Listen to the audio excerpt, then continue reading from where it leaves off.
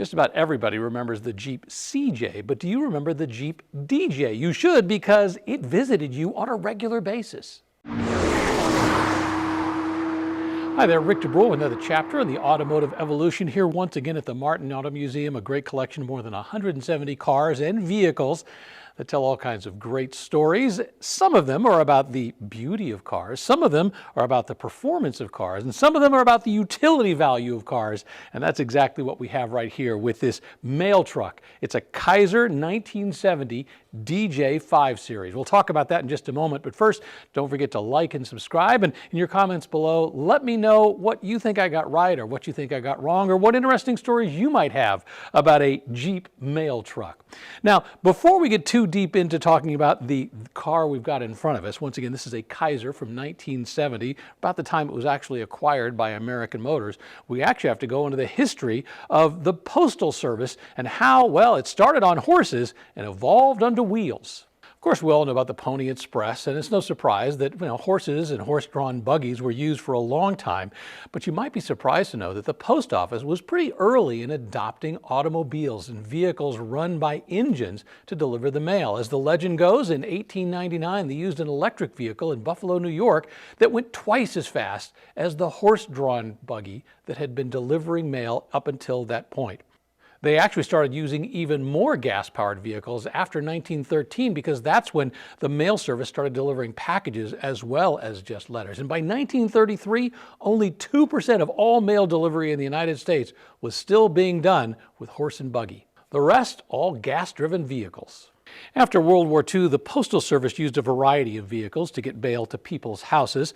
They used Jeeps, the DJ-3. They used the Cushman Mailmaster or Mailster that they would deliver with. It only had 3 wheels. They used a variety of what are called sit-stand trucks, where they had a seat that could move out of the way. You could either sit and drive or you could stand and drive. They were still using some motorcycles. Then in the mid-60s, the Postal Service decided they wanted to focus on having a single vehicle that would be their primary vehicle for getting mail to people's houses. Remember, rural free delivery had come into effect in the early 1900s, so they had the responsibility to get mail to everybody's houses.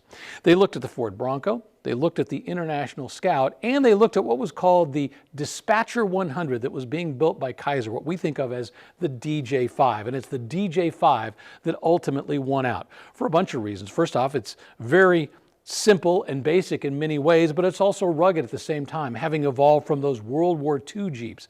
And this became the primary vehicle from, I think, about 1968 all the way up through the 1980s, when it was replaced by a vehicle that we still see out there today. So I want to look a little bit closer at the rudimentary aspects of this vehicle and also talk about what's under the hood. This DJ-5 is very much a direct descendant of those World War II military Jeeps, because yes, it's got that same look up front, it's got those same flat fenders, but it also has the same kind of utilitarian needs. There's nothing fancy about this vehicle. It was designed for just one thing, and that was delivery. It wasn't fast, it wasn't fancy, but it got them where they wanted to go. Of course, the significant thing up front, yeah, it looks like just another Jeep, but when you go to the body, well, that's where they had the delivery section. Basically a giant box that they put on here. These big, huge doors that slide back and forth, and they do it on ball bearings. If you look right here, you can see the ball bearing. There's one there, about every 6 inches. Kind of noisy, nothing pleasant about it, but they do the effective job. Of course, it is a right-hand drive, because for delivering mail to the post office boxes that were on the street, it was easier to do it that way. A lot of the early ones actually have a flat panel that goes over the wheels. In later models, they decided that was kind of a pain, so they actually either cut out the earlier ones, or in the later models produced it so that they could get access to the rear tire and rear wheel just a little bit easier. Big, huge back door for putting packages in there. And from a performance perspective, this was not designed to go fast, right? This was designed just for stops and starts. If you were doing freeway speed in one of these things, well, it was probably pretty bumpy and pretty noisy. It wasn't a very comfortable vehicle to be driving at speeds, but they didn't need to. This was all about going short distances from one house to the next. Well, they don't come much more basic and utilitarian than this DJ-5. I mean, you can hear how echoey it is. There isn't even any insulation in the ceiling on this, and the roof. I'm hoping that if you were in colder climates, they were adding that, but this one doesn't have it. The steering wheel, big, huge thing sitting very close to you. Just the most basic gauges. You can see this single speedometer right here with temperature and fuel. And off to the side, there's actually a light that would shine down onto it. It's not even backlit. It does have a heater control. Now, I'll joke that this one has air conditioning. You can see it right here, this fan that is pointed at the driver that they could turn on. Not very much, but you know, in a hot day, at least it would be something. There was also a vent at the top of the cab where you could actually open that up and let some of the hot air out. Down here, we've got our gear selector. It's an automatic, just goes into gear. Parking brake. We just have 2 pedals. Once again, this is about as basic as you could ask for. For what it's worth, this one does have a radio that somebody has added somewhere along the line so that you can at least listen to a little bit of music. On the dash, you see this nameplate here, say it was manufactured by the Kaiser Jeep Corporation. This is before the American Motors acquisition, I believe, which we'll talk about in the engine compartment in just a moment. But once again, this was a very basic vehicle for a very basic purpose, to put as much mail as you could in the back and then deliver it to people's houses in very short spurts of speed. And I don't really mean speed, I just mean go. If you want a little bit more air inside the driver's compartment, yeah, you just push this lever out on the inside, that open it up, you had a couple of vents, nothing very fancy, got a little too cold, yeah, you just pushed it right back in.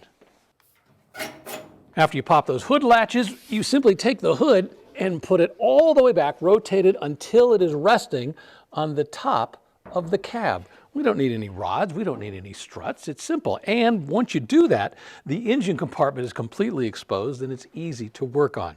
Now, this is a DJ-5A. American Motors acquired Kaiser in 1970, and the DJ-5B was the version that had the American Motors 6-cylinder engine up front. This has the Chevrolet 4-cylinder engine that they used for the first few years. Just a 153 cubic inch engine, has between 60 and 75 horsepower depending upon the configuration and the year.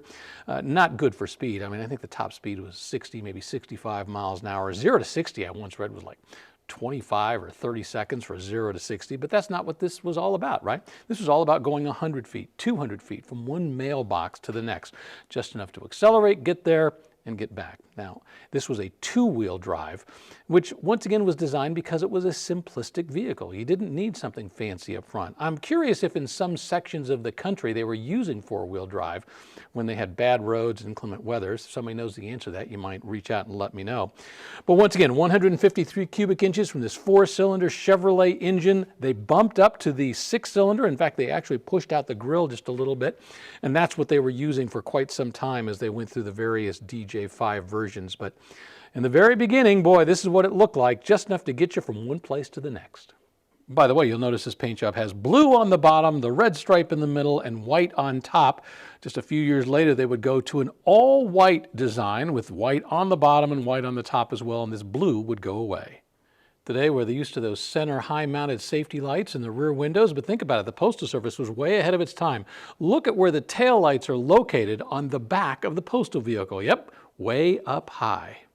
This DJ series was ultimately replaced by what was called the LLV, the Long Life Vehicle, produced by Grumman. They actually won the award because, well, they produced a vehicle that could do everything the Postal Service wanted, and it was a little more comfortable inside, just a little better vehicle in just about every way.